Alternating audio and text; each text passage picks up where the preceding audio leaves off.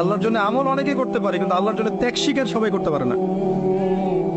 আল্লাহ পাক এটা বলেছেন নবী সাল্লাল্লাহু আলাইহি ওয়াসাল্লামকে, কিন্তু ইন্না আতাইনাকাল কাউসার, মনে কষ্ট নিচ্ছ কেন হে নবী? আমি তো তোমাকে কাউসার দিয়েছি। তারা তোমাকে অনেক কিছু বলছে, তুমি এতে কষ্ট নিও না। আমি তোমাকে কাউসার দান করেছি, মহান মর্যাদা দিয়েছি। ফাসাল্লি লিরাব্বিকা ওয়ানহার, তুমি তোমার রবের জন্য সালাত পড়ো।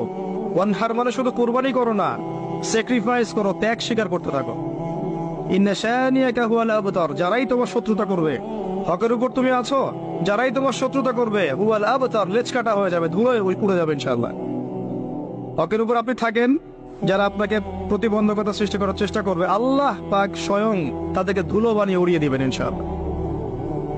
এটাই আল্লাহর সুন্নাহ, যুগে যুগে এটাই হয়েছে।